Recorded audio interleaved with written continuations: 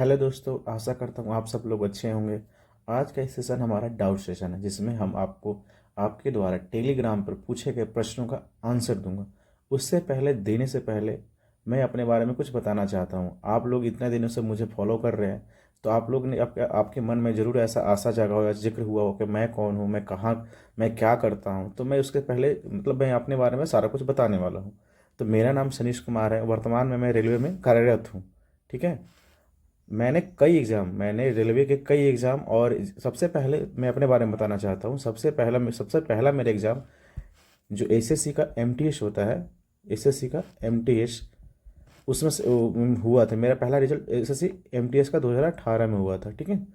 लेकिन उसमें मेरा मेरिट में मैंने नहीं हुआ था, मेरिट में नहीं हुआ था। जस्ट उसके बाद 2018 में ही ग्रुप डी का एक फॉर्म आया था, जिसमें मेरा सिलेक्शन हो गया था। ठीक है। उसमें मैंने नौकरी किया। उसके बाद अभी देखिए, ये तो एनटीपीसी का एडमिट कार्ड है। देखिए मैं सब सारा का मैं प्रूफ लेकर आया हूँ, जितना मुझसे पॉसिबल हो पाया मैं उसका प्रूफ लेकर आया हूँ। ये देखिए मेरा रोल संख्या है इतना, जिसको देखिए 2023 21 800। आप इसका एक चीज़ देख लीजिए, उसके बाद इसमें मिला लीजिए। ठीक है। ये मेरा रिजल्ट है, ये एनटीपीसी में रिजल्ट का है। ठीक है। तो 23 21 21 800 ये मेरा ए वाला है ना। तो इसमें मेरा सिलेक्शन हुआ था। उसके बाद और देखिए, ए एसिस ए रेलवे का जेई, रेलवे का जेई होता है जूनियर इंजीनियर, उसके लिए मैं उत्तीर्ण हुआ था। देखिए मेरा नाम यहाँ पे देखिएगा तो मिलेगा 324 नंबर पे सनीश कुमार। ठीक है, उत्तीर्ण। ठीक है। उसके अलावा और देखिए, इसमें ये मेरा है ये टेक्नीशियन 3 में सिलेक्शन हुआ था। इफ तो इसमें मेरा देखिएगा टेक्नीशियन 3 वेल्डर संवर्ग के लिए सनीश कुमार। ठीक है। यहाँ पे तो और इसके अलावा जब जो 2019 में रेलवे एनटीपीसी का उस वैकेंसी आई थी, उसमें मैंने रेलवे में 0.03 नंबर से बाहर हुआ था। अब बाकी जगह में 3 4 जगह में सिलेक्शन हो चुका है। मैं अभी कार्यरत रेलवे में ही हूँ। ठीक है। तो ये हमारा हमारा जिसमें आप जो मेरे बारे में जानना चाहते हैं वो मैं ही हूँ। तो ऐसा नहीं है कि मुझे कोई इस एग्ज़ाम का कोई एक्सपीरियंस नहीं है।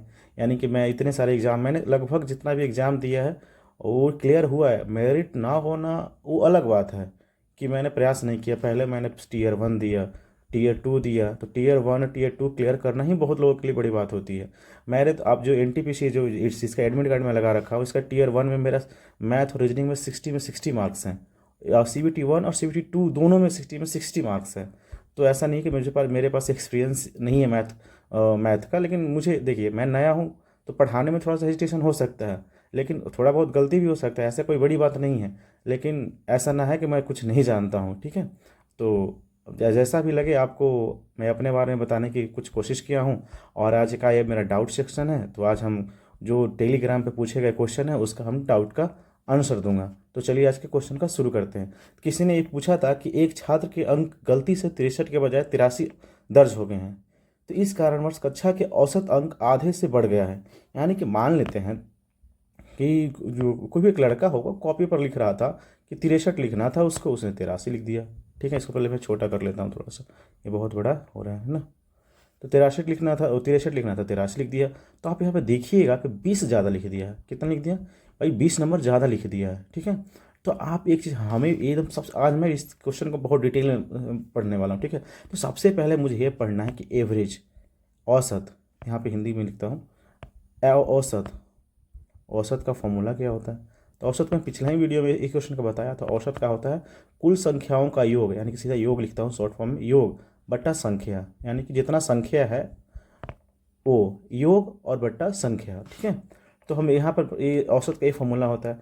तो हमको ये पता चल गया कि हाँ, योग तो 20 बढ़ा है, योग 20 बढ़ा है। कितना बढ़ा है? योग 20 बढ़ा है। तो आप देख सकते क्यों, वही 63 था तो 83 लिख दिया, तो वही तो 20 ही ना बढ़ेगा, जाहिर सी बात है 20 बढ़ेगा।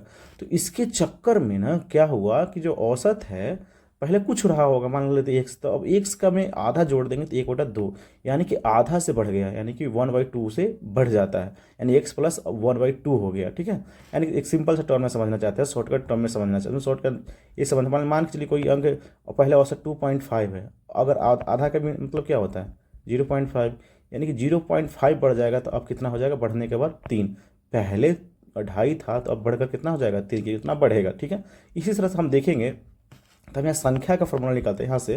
तो क्या होता है, योग, अगर योग हो बट्टा औसत हो जाएगा। क्या हो जाएगा? औसत। तो योग में वृद्धि कितना का हुआ था, 20 का वृद्धि हुआ था। संख्या में वृद्धि कितना का हुआ था, आपका एक 1/2 का वृद्धि हुआ था। तो कितना हो जाए, सॉरी, औसत में वृद्धि कितना हुआ था, आपका एक 1/2 का वृद्धि हुआ था। तो 20/1/2 अगर इसको करेंगे तो कितना होगा, ऊपर ये चला जाएगा मल्टीप्लाई में, तो गुना 2 यानी कि 40 तक। लड़कों की संख्या कितना है, 40। ठीक है, इस तरह से आप बना सकते हैं। ठीक है, बहुत शॉर्टकट तरीके में बना सकते हैं। नहीं, अब किसी को एक मेथड भी नहीं समझ में आया तो इसके अलावा मेरे पास एक और मेथड है, जो मैं दोनों मेथड आज इस पर डिस्कस करूंगा, क्योंकि आज हम इससे डिटेल में पढ़ना है। ठीक है, तो आज हम इसके बारे में पढ़ते, एक और मेथड देखता हूँ। फिर वही है दोनों औसत, ये तो ये मतलब शॉर्टकट है, तो ये तरीका है बनाने का। अब एक लंबा मेथड से पढ़ते हैं। ठीक है, तो हम आज उसको भी डिस्कस कर ही लेते हैं, आज इसको डिटेल में डिस्कस कर ही लेते हैं। तो देखिए, एक मान के चलते हैं कि पहले औसत कुछ रहा होगा, क्लास का पहले कुछ औसत रहा होगा, मान लेते हैं कि एवरेज पहले ए था। ठीक है, संख्या कुछ मतलब जो टोटल नंबर था वो टी था। ठीक है, लड़कों की संख्या एन मान लेते हैं, हम सारा कुछ मान कर चलते हैं। ठीक है, तो हम यहाँ से एक चीज़ निकाल सकते हैं, टी टोटल बराबर क्या हो सकता है, ए इंटू एन। क्यों, इसका मल्टीप्लाई कर सकते हैं यहाँ पे। ठीक है, ये तो औसत का फॉर्मूला है, टोटल बटे संख्या। तो यहाँ टी बराबर एन, यहाँ फर्स्ट इक्वेशन फर्स्ट मान लेते हैं। तो अब क्या होता है, औसत है जो पहले ए था, इस औसत माने थे, उसमें आधा का वृद्धि कर देते हैं। चलिए, आधा का वृद्धि कर दिए। ठीक है, तो टोटल में हम तो पहले ही से बोल रहे हैं कि 63 था, तो 83 हो गया। 63 से 83 यानी कि 20 का वृद्धि हुआ, यानी कि प्लस में टोटल में कितना का वृद्धि हुआ, 20 का हुआ। लड़का में तो कोई वृद्धि नहीं हुआ, लड़का उतना का उतना ही है। एक लड़का ने क्या गलती किया, 63 के बजाय 83 लिख दिया, लेकिन लड़का तो उतना ही है, यानी कि एक एन लड़का था तो एन ही करेंगे। तो अब इसको सोल्यूशन मतलब करते हैं, तो यहाँ पे इसको मल्टीप्लाई करते हैं, तो ए इंटू एन प्लस n/2। अगर इसमें 1/2 में n से मल्टीप्लाई करेंगे तो कितना होगा, n/2 t प्लस 20, यही ना होगा। तो चलिए ठीक है, अब इसको सॉल्यूशन कर लेते हैं। देखते हैं कि t बराबर a इंटू एन है, यानी कि a इंटू, सॉरी, इसको an लिख सकते हैं शॉर्ट फॉर्म में, यानी कि an का बराबर t है, यानी कि an बराबर यहाँ an है, इस चाहेंगे तो हम t लिख सकते हैं फर्स्ट इक्वेशन से, तो यानी कि an बराबर t लिख देते हैं। चलिए ठीक है, हम लिख देते हैं n/2 बराबर t प्लस 20। ठीक है, t से t खत्म हो जाएगा, कट जाएगा। ठीक है, तो n बराबर बाई 2 बराबर 20, और यहाँ से भी n बराबर अगर यहाँ से मल्टीप्लाई करेंगे तो कितना हो जाएगा, 40। यानी कि दोनों तरीके से बना सकते हैं, जैसे आपको समझ में आए वैसे इस क्वेश्चन को हम बना सकते हैं। ठीक है, ये मतलब हम दोनों मेथड हमने इसका इस क्वेश्चन पर विस्तार से चर्चा की है। एक और क्वेश्चन हमारे पास आया है जो वो भी काफ़ी सिंपल है। ठीक है, दो घनों का आयतन का अनुपात। पहले तो घन के बारे में जानेंगे, घन क्या होता है, घन, क्यूब, क्यूब के इंग्लिश में क्या बोलते हैं, क्यूब। ठीक है, यानी कि हम क्यूब के बारे में पढ़ने वाले हैं। ठीक है, तो पहले क्यूब का निर्माण कितना होता है, तो पहले देखिए इसमें क्यूब क्या है। पहले तो इसमें कितने सतह होते हैं, इसको सतह किसको बोलते हैं, देखिए हम सतह बताते हैं। ये जो हम निकाल कर इधर लाए ये सतह है। ठीक है, आप पहले एक रूम देख, अपना घर देख लीजिए। ठीक है, अब जो आप जिस कमरे में बैठकर पढ़ रहे हैं उस कमरा का आकार देखिए, तो या तो घन के रूप में होगा या तो घनाभ के रूप में होगा। ठीक है, यानी क्यूब है तो क्यूबॉइड होगा। ठीक है, यानी कि देखिए घर में सतह की संख्या कितना होता है, तो पहले एक ऊपर सतह है। ठीक है, एक ऊपर सतह है, एक नीचे सतह है, यानी कि घर का एक, मान चलते ये घर है आपका। ठीक है, तो घर का एक छत हो गया, ये फर्श हो गया, ये चारों तरफ आपके क्या है, दीवारें हैं। क्या है, चारों तरफ दीवारें हैं। यानी कि घन के रूप में या घनाभ के रूप में आपका घर हो सकता है, यानी कि जो घर का कमरा होता है या तो घन होगा या तो घनाभ के रूप में, ज़्यादातर यही होता है। ठीक है, तो हम ये चीज़ समझेंगे। तो सतह कौन कौन सा हो सकता है, तो हम तो बताएं अभी भी, ऊपर वाला सतह, छत भी सतह हो सकता है, फर्श भी सतह हो सकता है, दीवार भी सतह हो सकता है। तो कह रहा है उनका सतह का क्षेत्रफल, यानी कि सतह का क्षेत्रफल, यानी कोई भी सतह ले सकते हैं। ठीक है, घन क्या होता है, पहले तो घन के बारे में जानते हैं। तो घन की सभी भुजाएं, जो सभी भुजा है आपस में क्या होता है, बराबर होता है। ठीक है, ये प्रॉपर्टीज होता है। ठीक है, ठीक है, यानी कि आपस में सारी ये भुजा आपस में सागर सारा सारा बराबर होगा, सारे बराबर होंगे सारे भुजाएं, तो जाहिर सी बात है सबका एरिया भी क्या होगा, बराबर हो गया। यानी कि सारे सतह का एरिया क्या होगा, बराबर होगा। क्या होगा, सारे एरिया का सतह का बराबर, यानी कि एक सतह, देखिए मैं फिर से निकाल के बताता हूँ आपको। मान के चलिए एक सतह निकाल लेता हूँ। ठीक है, सॉरी, एक सतह यहाँ निकाल लिया। ठीक है, घन का एक सतह यहाँ निकाल लेते हैं। और अब इसके बारे में जानते हैं, सतह हम बोल नहीं कि ए भी बराबर होगा, खैर ये तो आयत के रूप में है, लेकिन चलिए हम इसको एक, ये वर्ग के रूप में होता है ना, ये कुछ नहीं होता है, वर्ग के रूप में, सॉरी, ये घन क्या होता है, घन वर्ग के रूप में होता है ना, आयत के रूप में वो होता है, आयत के रूप में घनाभ होता है। ठीक है, ये वर्ग के रूप में है। ठीक है, यही सतह यहाँ से मैं ये सतह यहाँ से निकाल लिया हूँ। ठीक है, तो आपको पता होना चाहिए सारे सतह बराबर, मतलब सारे सब जो भुजा होती है, सभी भुजा भुजा सभी क्या होता है, आपस में बराबर, यानी कि ए होगा ए भी, तो ये भी ए होगा, ये भी ए होगा, ये भी होगा। तो एक तो कुछ नहीं, एक वर्ग है ये, तो वर्ग का क्षेत्रफल क्या होता है, भुजा का स्क्वायर। यानी कि हम कह सकते हैं कि घन के एक सतह का क्षेत्रफल ए स्क्वायर यानी कि भुजा का स्क्वायर होगा। तो इसी तरह से हम बोल चुका हूं कि जो क्यूब होता है, क्यूब में कुल 6 सतह होता है। एक सतह का क्षेत्रफल ए स्क्वायर है तो 6 सतह का क्षेत्रफल कितना होगा? 6a स्क्वायर यानी कि 6 गुने भुजा का स्क्वायर। चलिए ठीक है, ये तो हमारे घन का हो गया। ठीक है, इसी तरह से आयतन का क्या होता है? आयतन का तो पता ही होना चाहिए। आयतन का क्या होता है? ए क्यू होता है, यानी कि ए को 3 बार गुना कर देते हैं, है ना, height into length into breadth, है ना। चलिए इसी तरह से हम समझ गए कि घन का आयतन क्या होता है, सतह क्या होता है। लेकिन इसमें कई क्वेश्चंस ऐसे पूछे जाते हैं, जैसे मैं बताना चाहूँगा कि घन में कितने सतह होते हैं, तो 6 सतह होता है। कितनी भुजाएं होते हैं, तो भुजाएं की संख्या भी पूछी जाती है। तो भुजाएं कितनी होती है? 12। जैसे हम गिन कर देखेंगे अभी, तो 12 भुजाएं, जैसे होता है 4 पीछे 4 आगे 8 हो गया, 9 10 11 12, 12 भुजाएं होती है। कोनों की संख्या पूछी जाती है, तो कोना 8 होता है, 2 3 4 5 6 7 1 8। कोनों की संख्या कितनी होती है? 8। तो ये चीज़ हमें याद करना होगा। कई बार क्वेश्चन सीधा पूछते हैं कोनों की संख्या कितनी होती है। इसमें कई बार ऐसा क्वेश्चन पूछा जाता है कि घनाकार घर है तो उसमें सबसे लंबी रॉड कितनी लंबी मीटर के रखी जा सकती है। तो सीधी सी बात है, वो हमसे कुछ नहीं पूछ रहा है, वो कर्ण पूछ रहा है। क्या पूछ रहा है? कर्ण या विकर्ण, सॉरी कर्ण नहीं, विकर्ण पूछ रहा है। ठीक है, तो विकर्ण ऐसे होता है। घन में, चाहे घन हो चाहे घनाभ में, 4 विकर्ण होते हैं। जैसे देखिए, एक ऊपरा वाला सतह, जैसे अपना घर का देखिएगा, एक ऊपर वाला सतह लीजिएगा, उसी के सामने जस्ट इधर की ओर नीचे वाला सतह को लेना है, और उसी तरह से इधर लेना है, उसके जस्ट नीचे वाला सतह यहाँ लेना है। उसी तरह से यहाँ का ऊपर लेना है, इसका नीचे लेना है, इसका ऊपर लेना है तो इसको नीचे लेना है। तो इस तरह से हम कर सकते हैं। तो 4 घन हो चाहे घनाभ, घन या घनाभ, उसमें विकर्णों की संख्या कितनी होती है? 4। विकर्ण कितने होते हैं? 4। तो हमको पता होना चाहिए इस तरह से। पहले तो मेन प्रॉपर्टीज के बारे में पता होना चाहिए, घन हो चाहे घनाभ के सारे प्रॉपर्टीज के बारे में हमें पता होना चाहिए। ठीक है, तभी हम क्वेश्चन को सोल्यूशन कर पाएंगे।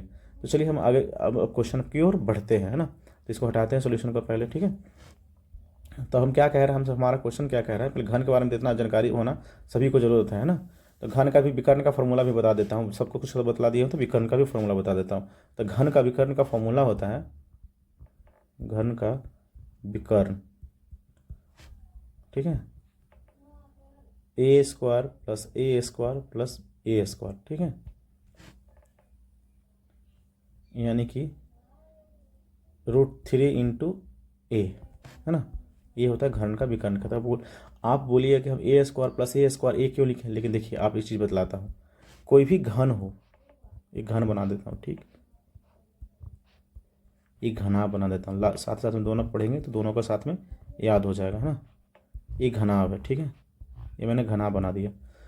अब घन घनाभ, अगर घन का सारा सतह बराबर है, घनाभ का सारा सतह बराबर नहीं, इन केस अगर घनाभ ए एल है, बी है, एच है, अगर एल बराबर बी बराबर एच हो जाएगा तो ये कुछ नहीं, घनाभ घन बन जाएगा। ठीक है, इसी तरह से घनाभ का विकर्ण बराबर निकालते हैं, घनाभ का विकर्ण तो क्या होता है? √AL² plus B² plus S²। ठीक है, कि जिससे एल बराबर है A² हो जाएगा, बी बराबर भी A² हो जाएगा, और एच बराबर भी A² हो जाएगा। तभी हम सब सॉल्यूशन करेंगे, यानी 3A² आएगा, है ना। तो A² से मतलब ए बाहर निकल आएगा और √3 बच जाएगा। तो हम कह सकते हैं घन का विकर्ण हमारा इतना हो सकता है। चलिए, हम ये तो विकर्ण का सोल्यूशन कर दिए, घनाभ का भी विकर्ण हम समझ गए, सबका हमको घन घनाभ हम सारा डिटेल्स में समझ चुके हैं, है ना। अब हम आते हैं इस क्वेश्चन पे। इतना जानकारी हमें, बेसिक जानकारी हमें होना ही चाहिए था घन और घनाभ के बारे में, क्यूब और क्यूबॉइड के बारे में, इतना हमारे में बेसिक जानकारी होना ही चाहिए। तो चलिए ठीक है, तो अब हम बढ़ते हैं इस जो हमारा जो क्वेश्चंस हैं उस क्वेश्चन पे आते हैं। तो क्वेश्चन कह रहा है दो घनों का आयतन का अनुपात दिया। मान लेते हैं कि घन होगा, एक बड़ा घन होगा, ठीक है, और एक छोटा घन होगा। ये हमारा छोटा घन है और एक हमारा ये बड़ा घन है। ठीक है, पहले दोनों घन लिख ले को बना लेते हैं, है ना। तो ये हमारा बड़ा घन है। तो ये छोटा घन का दिया है अनुपात, मान लेते हैं कि 8 है और दोनों का 27 सेंटीमीटर की होगा। तो सेंटीमीटर की, दोनों में सेंटीमीटर, इस यूनिट की जरूरत नहीं, क्या है, रेशियो में, है ना। तो 8 होगा और दूसरा 27 होगा। 8 1 27, मतलब 2 मिल गया हमारे यहाँ पे घनों का आयतन। ठीक है, यानी कि हम बोल सकते हैं कि अगर पहले V1 यानी कि बड़ा छोटा वाला V1 है और दूसरा V2, यानी दोनों का अनुपात बट्टा में, है ना। एक का अनुपात कितना है 8 और दूसरा का 27। तो हमको पता है कि V1 है, दोनों कोई भी हो, यानी कि दोनों घन का फॉर्मूला के आयतन का फॉर्मूला क्या होता है, ए क्यू। तो यानी कि V1 है तो यहाँ A1 का क्यू हो जाएगा, यानी कि भुजा उसका A1 होगा, यानी कि इसका भुजा A1 होगा। हम इसका A2 मान लेते हैं, ठीक है, यानी कि इसका भुजा का क्या मान लेते हैं, A2, तो यानी A2 का क्यू होगा, यानी कि A1 बट्टा A2 का क्यू, है ना, बराबर कितना हो जाएगा, 8/27। ये कुछ नहीं, ए क्यू क्या है, V1 जो वॉल्यूम ही का फॉर्मूला है ना। तो अब यहाँ पर देखेंगे A1 बट्टा A2, है ना, दोनों को अगर ये क्यू में है तो इधर क्या होगा, घनमूल में चला जाएगा, यानी कि 8/27 का घनमूल। तो हम इसको निकालेंगे तो कितना हो जाएगा, 2/3, यानी कि A1 बटा A2 हमको निकल गया, यानी कि भुजा का अनुपात हमारा निकल गया, हमें भुजा का अनुपात निकल गया। तो आपको पता होना चाहिए कि सरफेस एरिया होता है, यानी कि सतह का क्षेत्रफल, सतह का क्षेत्रफल, कुल नहीं पूछ रहा है। अगर कुल पूछता तो 6 गुना है तो कोई भी फर्क नहीं पड़ता, एक पूछे चाहे बराबर कह के देखिए। अब कुल हमको निकालता हूँ और फिर एक का निकाल के दिखाऊंगा, दोनों का आंसर सेम ही आएगा, कुल सतह का क्षेत्रफल, ठीक है। तो हम लिखते हैं दोनों कुल सतह का क्षेत्रफल निकालेंगे, का क्षेत्रफल का अनुपात, क्या अनुपात 2 को है ना। तो मान लेते हैं कुल सतह पहला वाला का A1 होगा और दूसरा का A2, एरिया 1 एरिया 2। चलिए पहला का A1 A2, ठीक। पहले तो जानते हैं कि 6 गुने भुजा का स्क्वायर होता है, यानी कि 6 गुने भुजा का, तो भुजा इसका A1 छोटा वाला ये A1 भुजा का स्क्वायर लिख दिए, ठीक है, बट्टा 6 गुना A2 का भुजा का स्क्वायर। तो आप देख रहे हैं कि 6 से 6 कट जाएगा, यानी कि यहाँ भी आएगा, तो हम बोल सकते हैं क्या हो जाएगा, A1 बट्टा A2, A1 बट्टा A2 का होल स्क्वायर, है ना, ठीक। यहाँ पर तो ये आएगा। अब उसी तरह सतह का भी क्षेत्रफल निकालेंगे, एक सतह का क्षेत्रफल का अनुपात निकालेंगे, तो हमारा क्या होगा, एक सतह का क्षेत्रफल का अनुपात भी निकालते हैं। तो हम बोले थे कि एक कुछ नहीं, एक वर्ग है, क्या है, वर्ग। और वर्ग का क्षेत्रफल क्या होता है, भुजा का स्क्वायर, क्या होगा, भुजा का स्क्वायर होगा। तो हम यहाँ भी वही चीज़ हमारा हो गया, यहाँ पर क्या हो जाएगा, A1 बट्टा A2 का होल स्क्वायर। क्या कि इसमें 6 होता है, जैसे अनुपात में जो भी कॉमन डाटा होता है, इसमें 6 कॉमन था, वो सारा कट जाती है ना। तो इस तरह से हमारा ये हो जाएगा। तो यहाँ पर कुछ नहीं था, एक सतह का ही दिया होता है, यानी कि A1 हमारा A2 हम निकाल चुके, A1 A2 कितना है, 2/3। अगर यहाँ 2/3 पुट कर देंगे तो हमारा क्या आ जाएगा, 2 दूनी 4, 3 तिहाई 9, यानी कि हमारा 4:9 हो जाएगा। अब इतना कंसेप्ट सीखने के बाद ही तो हमें बेसिक जानकारी चाहिए, तो जिसमें सारा डिटेल्स हैं, इतना डिटेल कोई नहीं बतलाता है ना, ये तो सारा डिटेल था। लेकिन अगर हमें एग्ज़ाम को प्रोस्पेक्टिव से बनाना होगा तो इतना जरूरी नहीं है करने के लिए। क्यों नहीं करना है, पहले सीखते हैं, उसका भी सीखते हैं। ये अनुपात दिया है, इन अनुपात से सीधा हम भुजा निकालेंगे। अनुपात अगर क्या बोलते हैं, अनुपात नहीं, आयतन से सीधा हम क्या निकालेंगे, भुजा। क्या कर निकालेंगे, भुजा, यानी कि आयतन को हम घनमूल में चेंज कर देंगे तो हमारा भुजा निकल जाएगा। सीधी सीधी बात है, घनमूल में 8 का कितना हो जाएगा, 2/27 का 3, ठीक है, 2/3 हो जाएगा। और सतह का जैसे क्षेत्रफल बोलेगा तो इसका क्या कर देंगे, 2/3 का स्क्वायर कर देंगे। क्या करेंगे, स्क्वायर कर देंगे, 4/9, ये 4/9 हो जाएगा। ये हमारा आंसर हो जाएगा, ठीक है। तो आपको जैसा लगता है वैसा बनाइए, लेकिन हमारे हिसाब से जितना आप शॉर्टकट बनाएं एग्जाम में, आपको दूसरे क्वेश्चन के लिए समय उतना ही बचेगा, है ना। मेरा भी अप्रोच ऐसा होता है कि मैं ज़्यादा सोचूँ नहीं, ये सब मेरे क्वेश्चन मैं जब मैं बनाऊंगा तो मैं ज़रूरी नहीं है कि पेपर पेन उठाने की नौबत है, क्योंकि मुझे माइंड अपने आप को डेवलप कर लेना होता है कि 8 के बारे में घनमूल सोचूंगा, 2 आता है, 27 का 3 आता है, और दोनों का स्क्वायर करूँगा, 2 और 3 का स्क्वायर करूँगा तो 4 और 9 आएगा, सिंपल बन गया। पेन उठाने की भी ज़रूरत नहीं है, ठीक है, ऐसे क्वेश्चनों में। तो ये आज का सेशन हम यहीं पे समाप्त करते हैं। अगर आपको ये सेशन अच्छा लगता है, आपको और चाहते हैं डाउट सेशन को आगे बढ़ाने के लिए, तो आप हमें जितना क्वेश्चन हो सकता है टेलीग्राम ग्रुप में ज़रूर से ज़रूर पूछें, मैं उसका ज़रूर कोशिश करूँगा उसका आंसर ज़रूर दूँ, ठीक है।